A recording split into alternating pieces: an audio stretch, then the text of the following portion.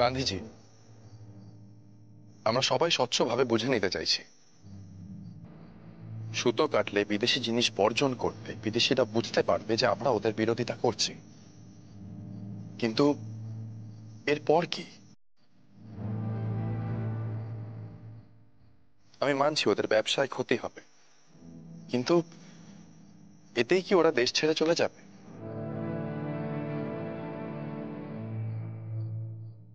যারা ব্যবসার নাম করে সেই দেশের মানুষের আধিপত্য কেড়ে নেয়, তারা কি এত সহজেই এই দেশ ছেড়ে চলে যাবে? कैसे ठीक हो सकता हूँ बेटा? আপনাকে এখান থেকে যেতেই হবে, এখানে থাকাটা উচিত হবে না। मैं ठीक हूँ, मुझे डर नहीं लगता। सुभाष, सुभाष तुम इन लोगों को संभालो। सुभाष,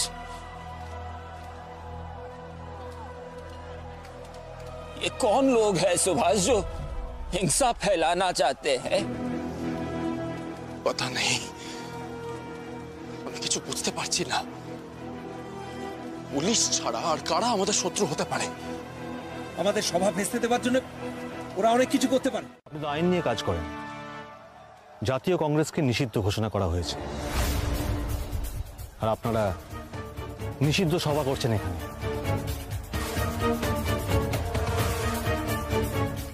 ভুল করেও পুলিশের কাজে বাধা দেবেন না, তাহলে সবার আগে আপনাদেরকে অ্যারেস্ট করব।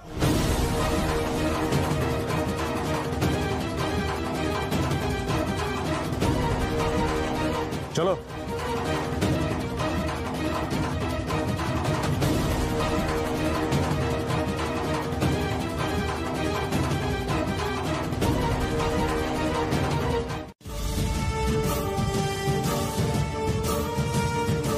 এই প্রশ্নের উত্তরগুলো আমাদের খুঁজে বের করতেই হবে। কারা এরা? আর পুলিশ এত তাড়াতাড়ি কি করে এলো?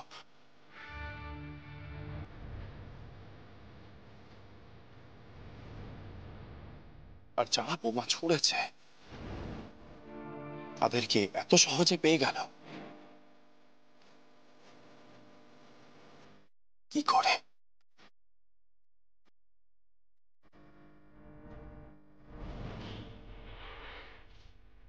বলছি, তুমি প্রথমে একটু আমাদের বাড়ি চলো, ওখানে একটু বিশ্রাম নিয়ে নাও, তারপর আমরা তোমাকে তোমাদের বাড়ি পৌঁছে দেব।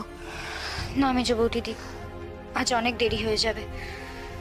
আর শোনো না, বলছি তোমাদের আর যেতে হবে না বুঝলে তো, আমি একাই চলে যাব। কি, তুমি পাগল হয়ে গেছো? এই অবস্থায় আমরা তোমাকে একা ছেড়ে দেব? বানি,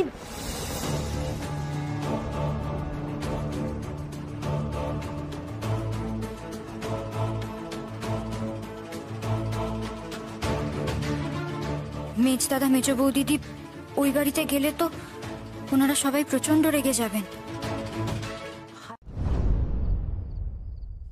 বাংলার জন্য কত টাকা বরাদ্দ? 1 लाख रुपए।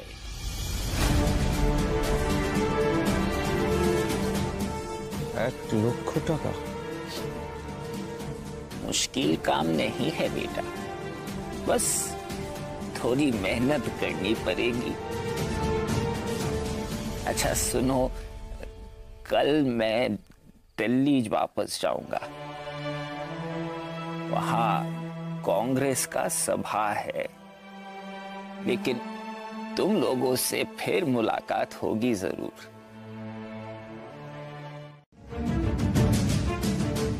আমারও জানা আর বোঝাটা খুব প্রয়োজন। চরকায় সুতো কাটলে বিদেশিদের ব্যবসায় ক্ষতি হবে, আমি মানছি সেটা, কিন্তু শুধুমাত্র এই কারণের জন্যই কি ব্রিটিশরা আমাদের দেশ ছেড়ে চলে যাবে?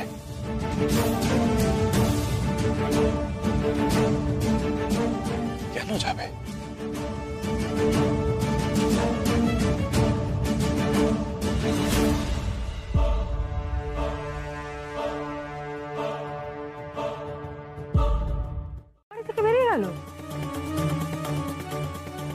বানি আজ গান্ধীজির সভায় গেছিল। বানি কি তাহলে সরাসরি স্বদেশীদের সাথে যুক্ত?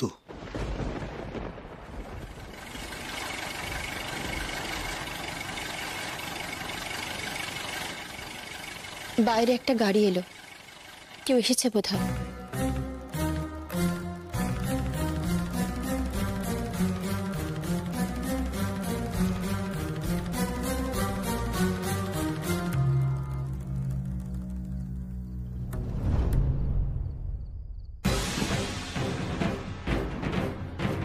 শুধু বলেছেন ব্যান্ডেজটা একটু বদলে নিতে হবে। প্রতাপ বাবু, একবার এদিকে আসো। হ্যাঁ, এর মধ্যে ওষুধগুলো আছে, আর এখানে ডাক্তারবাবু লিখে দিয়েছেন কখন কোন ওষুধ খেতে হবে। বাণীর অবস্থা যা, হয়তো মনে রাখতে পারবে না, আপনি একটু দেখে নিন। মিস্টার বোস, কিভাবে যে আপনাদের ধন্যবাদ জানাবো সত্যি বুঝতে পারছি না, বড় চিন্তায় পড়ে গেছিলাম। না না, এভাবে আমাদের ধন্যবাদ জানাবার কিছু নেই। বাণীকে তো আমরা এখনো আমাদের পরিবারের একজন বলেই মনে করি।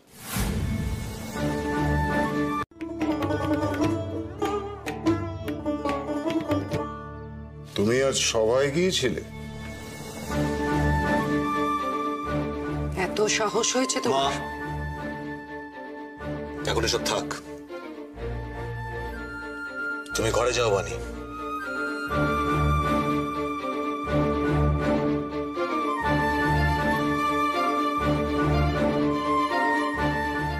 এই মেয়েকে শায়েস্তা করতে অন্য পথ নিতে হবে।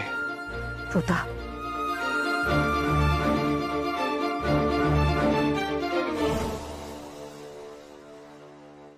জানি আমি, কিন্তু তা বলে তো অসম্ভব বলে থেমে যেতে পারি না। কিন্তু সুবি, আমাদের পক্ষেও তো এত টাকা দেওয়া সম্ভব নয়, আমাদের কাছে তো এত টাকা নেই। তাহলে কোথা থেকে তুই কিছু ভেবেছিস?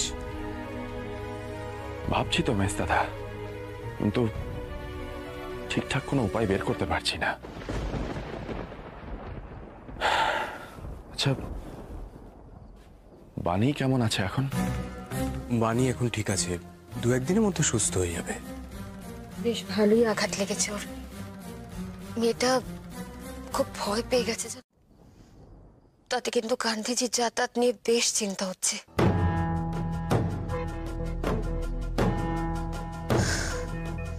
পথে যেন কোনো দুর্ঘটনা না ঘটে। হ্যাঁ, সাবধানতা অবলম্বন করা ভালোই, কিন্তু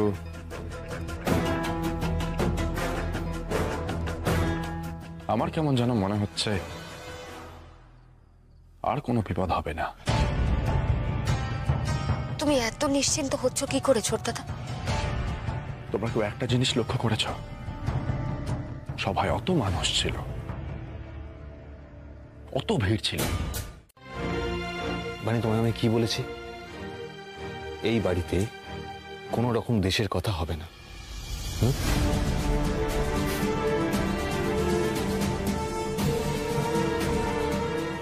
আমার একটা খবর দিতে পারবেন? সভায় যারা বোম ফেলেছিল তাদের পুলিশ অ্যারেস্ট করেছে। আপনি তো পুলিশেই চাকরি করেন, বলতে পারবেন লোকগুলো কারা?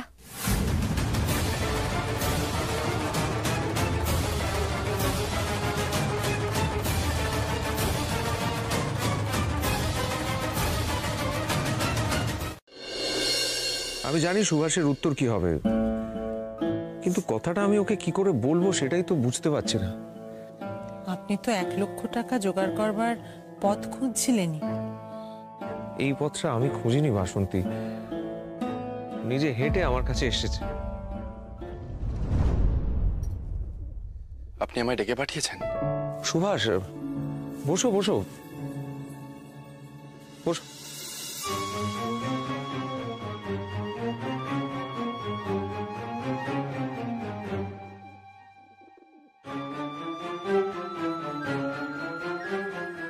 কি করেছে বলি তোমার, ফিরিয়ে দাও।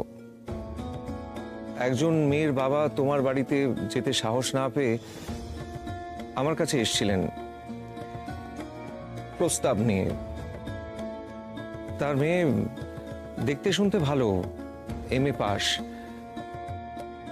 উনি প্রস্তাব দিয়েছেন যদি তুমি তার মেয়েকে বিয়ে করো তাহলে 1,00,000 টাকা ওনারা দিতে প্রস্তুত আছেন।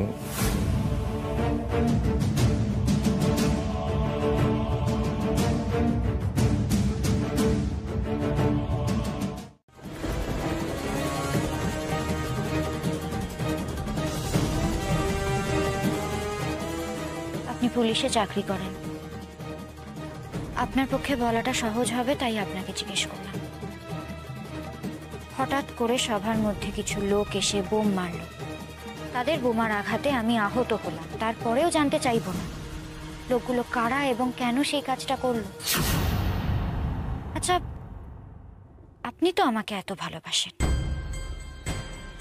আপনার একবারও মনে হয়নি লোকগুলো কারা, তাদের পরিচয় জানা প্রয়োজন, তাদের কোনো রকম শাস্তি দেওয়া?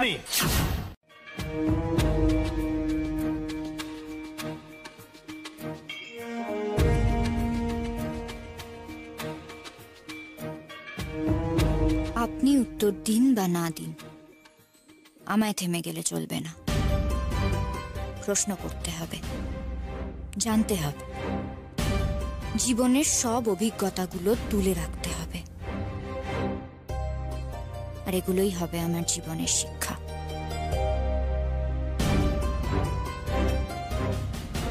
আমার চোখে অসহযোগ আন্দোলন না, নিজের নামে লিখলে এই লেখার কোনো ভবিষ্যৎ থাকবে না।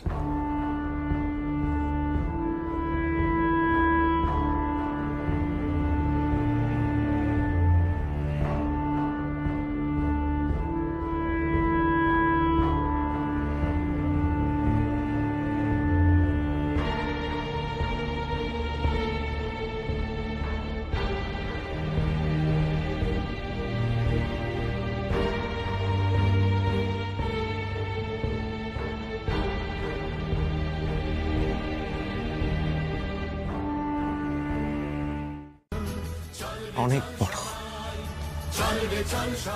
আমি জানি তুমি অনেক দূর যাবে, এত দূর যেখানে কেউ কোনো দিন তোমার নাগাল পাবে না। যে আগুন আমি তোমার মধ্যে দেখেছি সুভাষ, একমাত্র অগ্নিশ্বরের থাকে।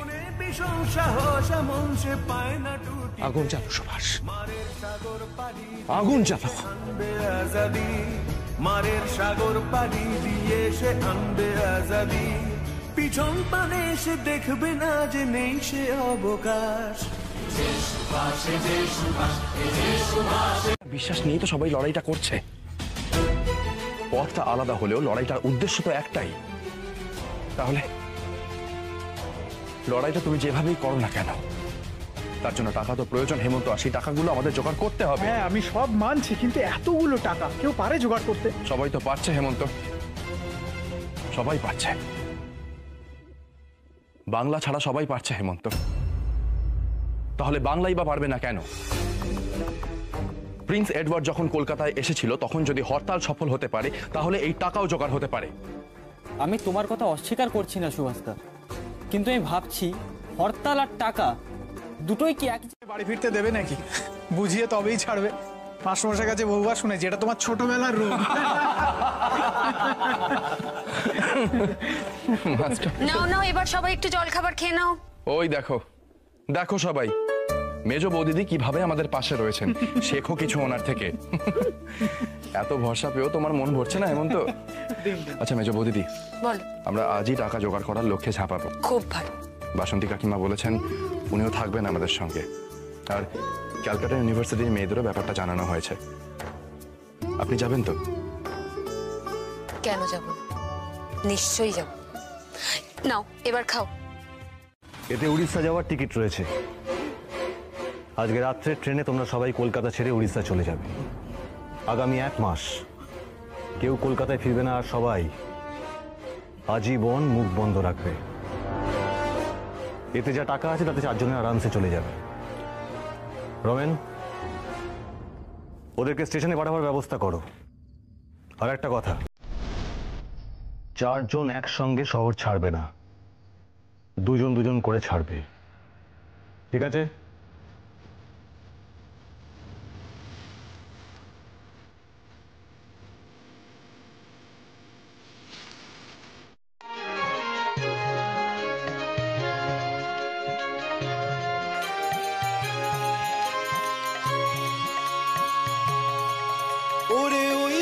উঠেছে শঙ্খ বেজে, খুললো দুয়ার মন্দিরে যে।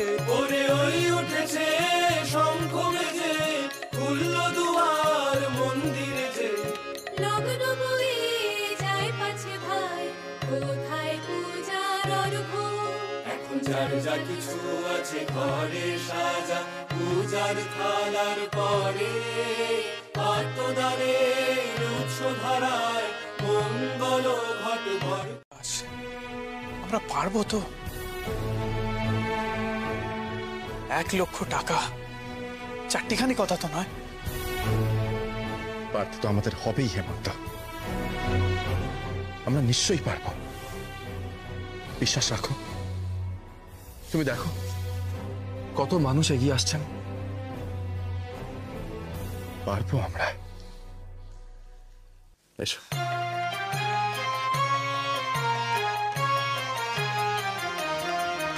এখন আর দেরি নয়, ধরগো তোরা হাতে হাতে ধরগো, আজ আপন পথে। কিছু বলবেন? দেখছি তোমাকে বানি, তুমি তো জানো তোমায় কতটা ভালোবাসি আমি। আশা করি এই কদিন সেটা বুঝতে পেরেছো। মানে তুমি আর 5 জনের মতো নও, তুমি আলাদা। বিশ্বাস করো, আমি চাই না, আমি চাই না তোমাকে মেরে ধুমকে বদলাতে। আমি শুধু চাই তুমি ওই সমস্ত সবাই আর কখনো যাবে না।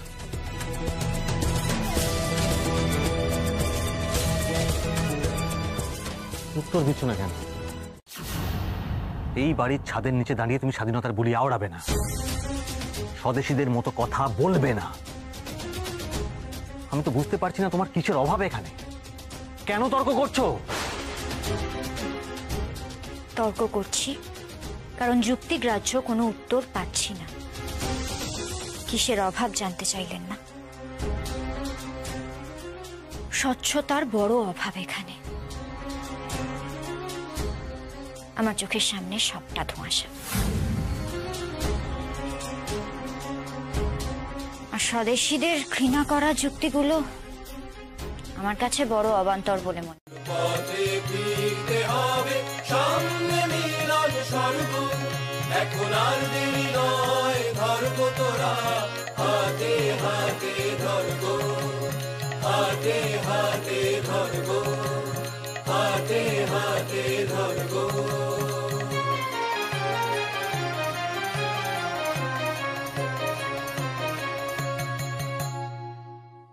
এইভাবেই আমাদের এগিয়ে যেতে হবে। তোমরা দেখো, মানুষ কিন্তু আমাদের ডাকে সাড়া দিচ্ছেন, তাদের আমাদের সাথে নিতে হবে। বাংলা অনেক বড় জায়গা, আমরা এইভাবে কলকাতার বিভিন্ন প্রান্তে অর্থ সংগ্রহ করব। আমরা ওসব বোমা টোমার ব্যাপারে কিছু জানি না, আমাদের ছেড়ে দিন। দেখুন, আমিও জানি আপনি মিথ্যে কথা বলছেন, আপনিও জানেন আপনি মিথ্যে কথা বলছেন। এবার বলুন, আপনাদের কে এই কাজটা করতে বলেছিল? কার কথায় অতগুলো নিরীহ মানুষের ওপর আপনারা বোমা ফেলেছিলেন? বলুন।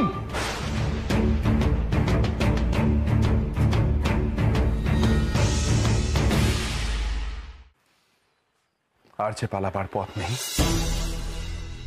কি করবেন এবার? সত্যিটা বলবেন নাকি কয়েকটা দিন থাকবেন আমাদের সাথে? উনি আমাদের টাকা দিয়েছিলেন বোমা মারার জন্য।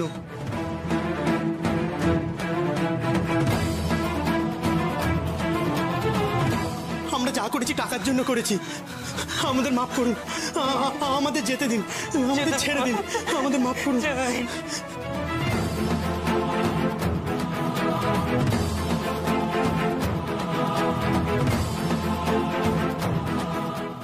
বাবু,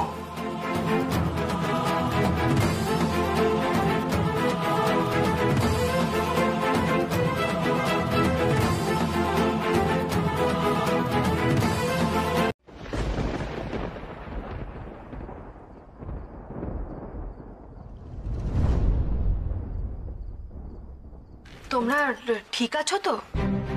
মা, এত চিন্তা করলে হবে বলো? তোমার ছবি একদম ঠিক আছে, যেমনটা বাড়ি থেকে বেরিয়েছিল ঠিক তেমনটাই আছে। বস। তাহলে এত দেরি করলি কেন? আমি তো তোদের খুঁজতেই বেরোচ্ছিলাম, ভাবলাম আবার কোনো বিপদের মধ্যে পড়লি কিনা। না না মেস দাদা, নতুন করে আর কোনো বিপদ হয়নি, বরং সেই দিন সভায় যে বিপদ হয়েছিল তার রহস্যের সমাধান হয়েছে। ওই লোকগুলোই সভায় বোমা ফেলেছিল, এতে আমাদের সভাটাও ভেস্তে গেল আর পুলিশের গায়ে কোনো দাগও লাগলো না। অদ্ভুত খেলা শুরু করেছে এরা। আমরা অসহযোগ আন্দোলন করছি বলে এইভাবে শোধ তুলছে। সেই জন্যই সেদিন বোমা পড়া মাত্র অপরাধীদের অত তাড়াতাড়ি পুলিশ ধরে নিয়ে চলে গেল। আচ্ছা এরা কি বলতো, সাধারণ মানুষের কথা একবারের জন্য ভাববে না? সেদিন বাণীরই তো কত বড় ক্ষতি হচ্ছিল। আচ্ছা বাণীর আর কোনো খবর পেয়েছো তোমরা? প্রতাপ বাণীর সামনে ভালো মানুষের ভেগ ধরে থাকে।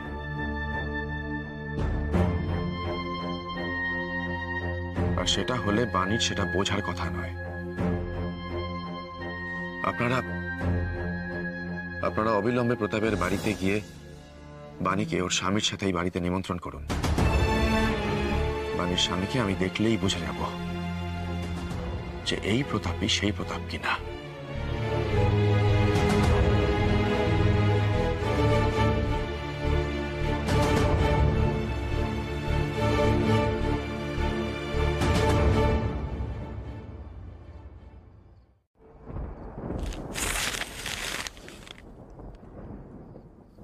এটা কি?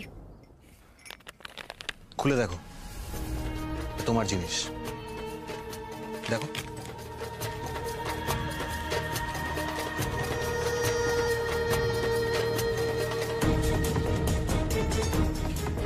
বানি, পরশু একটা পার্টি আছে, তোমাকে সেখানে নিমন্ত্রণ করা হয়েছে।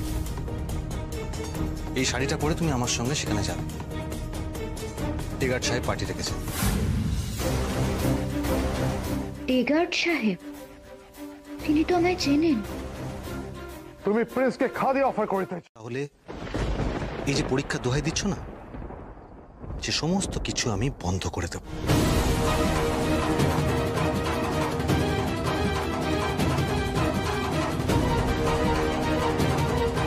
বিষয়টা আপনি বুঝতে পারছেন না।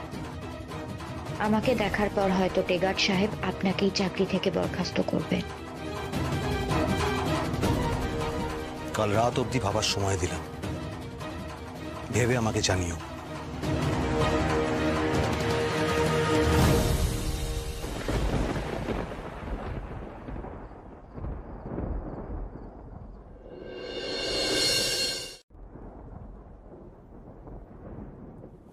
কাকিমা, দেশবন্ধু কখন ফিরবেন?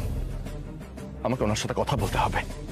ওর তো ফিরতে একটু দেরি হবে বলেছেন, কিছু কাজ নিয়ে বেরিয়েছেন উনি। ওনার সাথে আমাকে আলোচনা করতেই হবে। আন্দোলন এইভাবে থেমে যেতে পারে না। আমার দেশের মানুষ এতটা ভীতু নয়। যেভাবেই হোক এই আন্দোলন আমাদের এগিয়ে নিয়ে যেতেই হবে।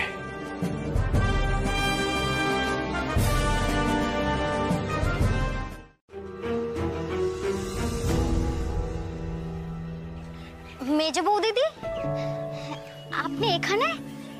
হ্যাঁ, আমি আসলে একটু বাণীর সাথে দেখা করতে এসেছি, ওর জন্যই অপেক্ষা করছি। আপনি এখানে দাঁড়িয়ে কেন? চলুন না ক্যান্টিনে গিয়ে বসবেন, ওখানে বসার জায়গা আছে। বাণী এলে না হয় তখন। না না, আজ আমার একটু তাড়া রয়েছে গো, আজ আর যাবো না। আমি এখানেই অপেক্ষা করছি। ওই তো বাণী আসছে, তোমরা যাও, তোমরা বরং কলেজে যাও, তোমাদের আবার দেরি হয়ে যাবে। আমি ওর সাথে একটু কথা বলবো। আচ্ছা ঠিক, এসো। মেজো বৌদিদি, তুমি এখানে কি করছো? যে ওনার ব্যবহার বাইরে একরকম আর ভিতরে অন্যরকম।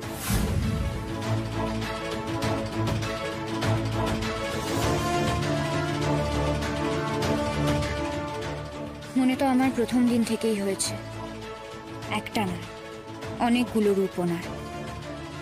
স্বদেশীদের কাছে একরকম, আমার কাছে একরকম। আর বাকি সবার কাছে পুরোপুরি অন্যরকম। কিন্তু আমি সত্যিটা বললে সবাই আমায় নিয়ে দুশ্চিন্তায় পড়বে। কষ্ট যা পাওয়ার আমি পাবো, তার মধ্যে আমি কোনোভাবেই আর কাউকে আনবো না। কি হলো বান্নি? দেশবন্ধু তো এখনো ফিরলেন না হেমন্ত। ওনার সাথে আলোচনা করে আমাদের একটা সিদ্ধান্ত নিতেই হবে। নিজেকেই নিজে কোনো উত্তর দিতে পারছি না আমি। সবকিছুতে এইভাবে থেমে যেতে পারে না। আমরা যেসব আন্দোলনে যোগ দিয়েছিলাম আমাদের মতামতের কোনো মূল্য নেই। জনা কয়েকের শাস্তি আমরা কেন মাথায় বেঁধে নেব? আমরা তো অহিংসার পথেই চলেছিলাম। সুভাষ শুনছো? শুনছি রণজয়দা। গান্ধীজি অহিংসার পথে দেশকে এক করতে চেয়েছিলেন, কিন্তু এ তো বিরোধ বাঁধল বলে। এই তো সুভাষ, এসব কি শুনছি আমরা? অসহযোগ আন্দোলন তুলে না আর আমাদের ভিক্ষের ঝুড়িতে তুলে দিয়েছে শুধুমাত্র এই আন্দোলন এগিয়ে নিয়ে যাওয়ার জন্য। তাদের আমরা কি জবাব দেবো সুভাষ? কি জবাব দেবো বলো?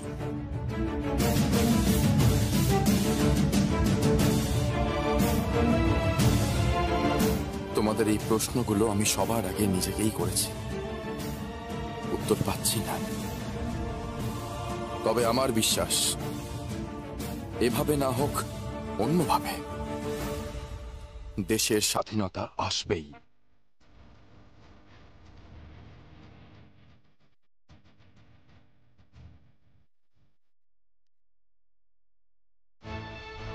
ভরসা রাখুন, ভরসা রাখুন আপনারা।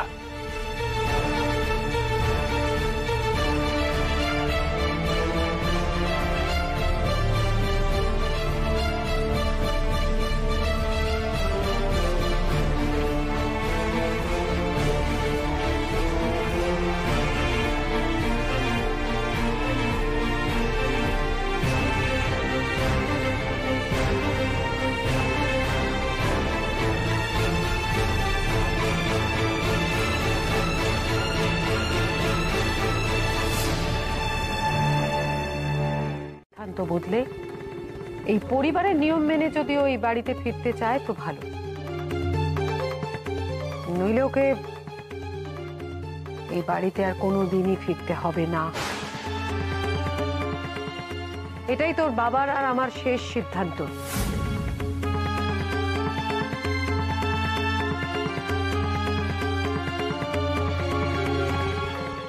ঠিক আছে, আমি দেখছি।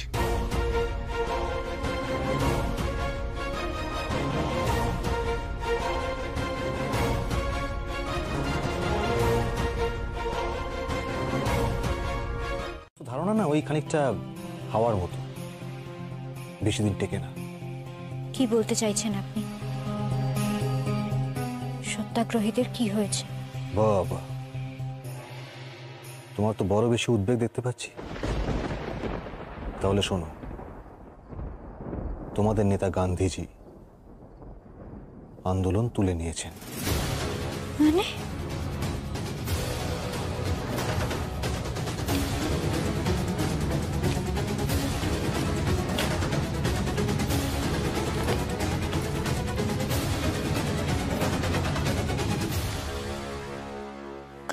আর বাই দ্য ওয়ে,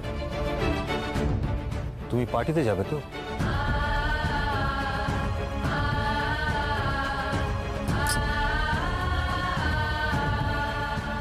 যাব, কিন্তু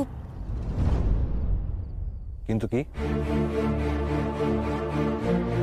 মনে রাখবেন আমি কিন্তু আপনার নির্দেশেই পার্টিতে যাচ্ছি। গুড। আর এমনি তো এখন তোমার আদর্শ তোমাকে আটকাবে না বানি, আন্দোলনটাই তো উঠে গেছে।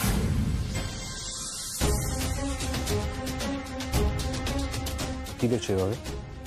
কাল রাতে ছোট দাদা বলছিল তাদের অজান্তেও যদি তাদের কোনো পরম আত্মীয় ওই সভায় উপস্থিত থাকতো আর তাদের গায়ে বোমার আঘাত লাগতো, তখন এই লোকগুলো নিজেদের ক্ষমা করতে পারতো।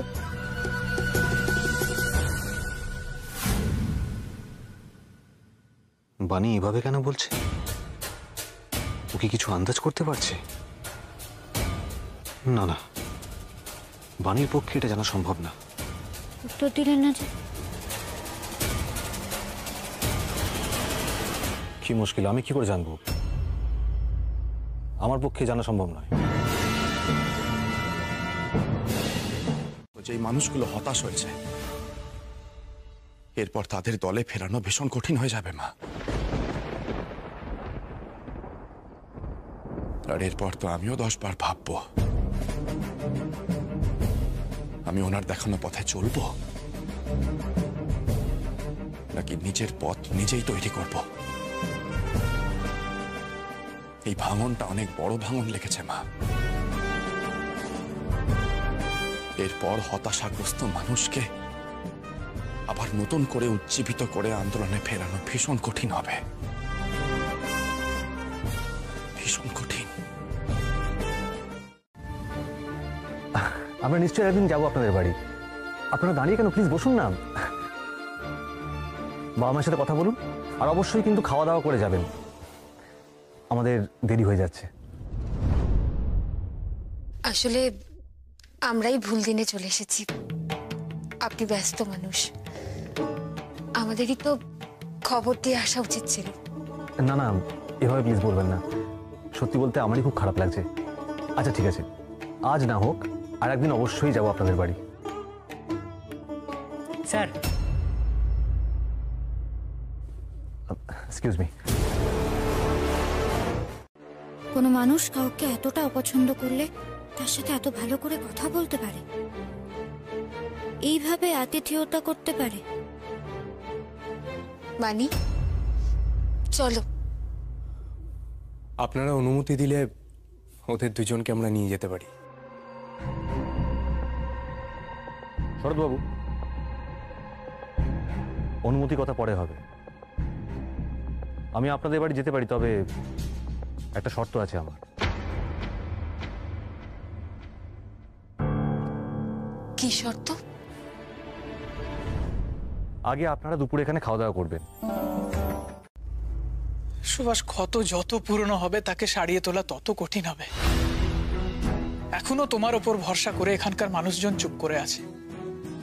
একটা পথ খুঁজে পেলে হয়তো এখনো তাদের নিয়ে নতুন করে কিছু একটা করা যাবে, কিন্তু না হলে আবার সেই শূন্য থেকে শুরু। আমি জানি ভাই, সব জানি আমি।